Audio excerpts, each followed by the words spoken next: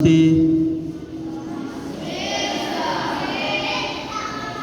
morning, all of you. हो, हामीले जसरी बोल्यौ नि, मैले नमस्ते भनेपछि नानी बाबुहरूले जसरी मलाई नमस्ते भन्नुभयो, जसरी मैले good morning all of you भने अनि यहाँहरूले गुड मर्निङ भन्नुभयो। वास्तवमा त्यो नै हाम्रो अभिव्यक्ति र स्पीच फ्रिडम हो कि हाम्रो लागि। हामी सबैजनाले के बुझ्नुपर्छ भने सबभन्दा पहिले म आफ्नो परिचय दिन्छु।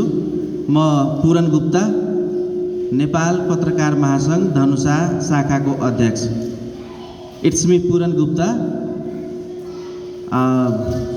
President of Nepali journalist federation of Dhanusha branch.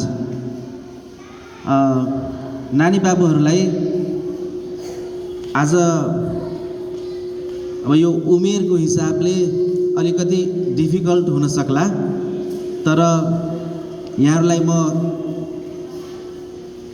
नेपालीमै भन्न चाहन्छु। जसरी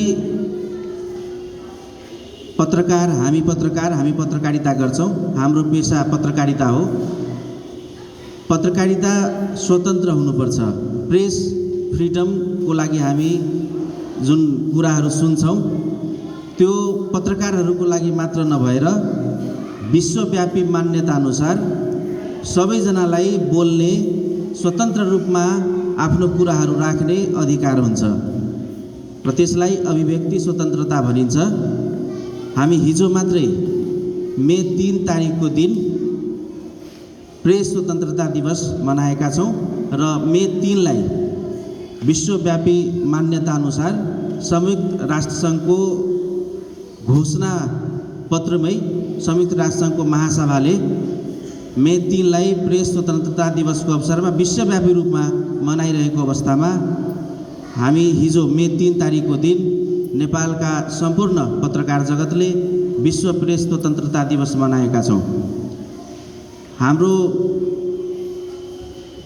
देशमा विभिन्न तहको सरकारहरू हुन्छ, त्यसमा प्रेसलाई, हामी पत्रकारलाई चौथो अङ्ग भनेर मौखिक रूपमा भनिएको छ। यो आधिकारिक लिखित रूपमा कहीँ पनि छैन।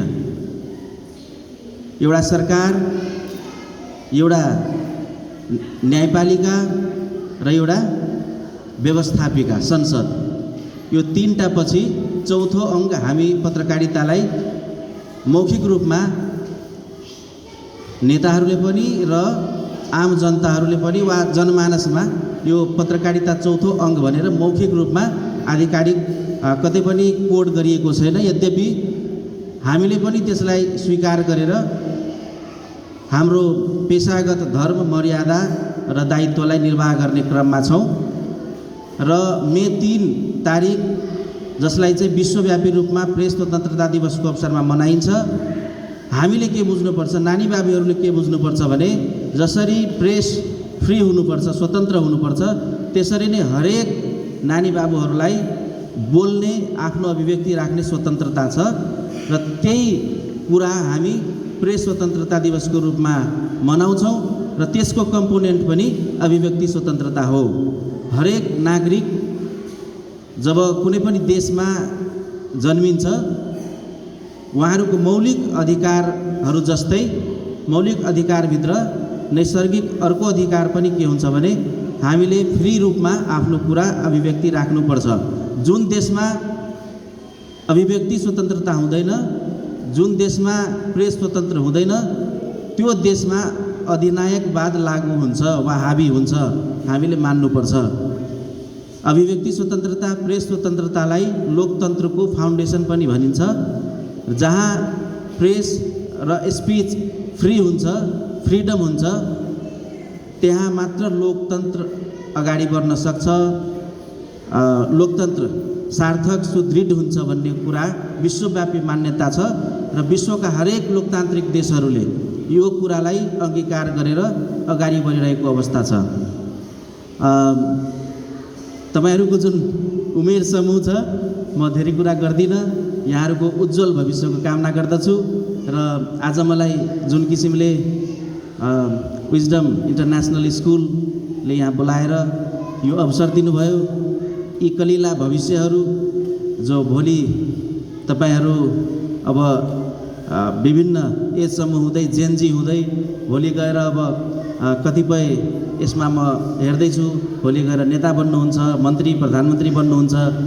यो उमेरमा जुन कुरा मैले भने तपाईँहरूले आज सुन्न पाउनु भएको छ, यो सबै एउटा लोकतन्त्र, हामीसँग भएको फ्रिडम, हामी जुन अधिकार पाएका छौँ, फ्री बोल्न पाऊँ, फ्री लेख्न पाऊँ, स्वतन्त्र भएर लेख्न र बोल्न पाऊँ, यसै कुराहरूको यो प्रतिफल र रिजल्ट हो कि हामी यसरी म बोलेको छु र तपाईँहरू सुन्नुभएको छ।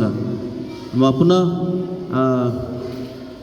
आजसम्मको जुन हाम्रो देशमा शासन व्यवस्था छ, लोकतान्त्रिक सङ्घीय लोकतान्त्रिक गणतन्त्रात्मक शासन प्रणालीमा छौँ हामी, यो व्यवस्थालाई ल्याउनमा सहयोग गर्नुहुने सम्पूर्ण ती ज्ञात अज्ञात शहीदहरूप्रति श्रद्धाञ्जली अर्पण गर्दै तपाईँ सम्पूर्ण कलिला नानी बाबुहरू र यो विजडम इन्टरनेसनल स्कुल फ्यामिलीको दिनानुदिन प्रगतिको कामना गर्दछु। यहाँहरूको उज्जवल भविष्य होस् र यो स्कुलको पनि हरेक दिन दिनानुदिन प्रगति र सफलता होस् भन्ने शुभकामना व्यक्त गर्दछु। सुनिदिनु भयो र मलाई अलिक अबेला पनि भयो, मेरो प्रतीक्षा गर्नुभयो, त्यसको लागि धन्यवाद र क्षमा प्रार्थी पनि छु। Thank you so much all of you.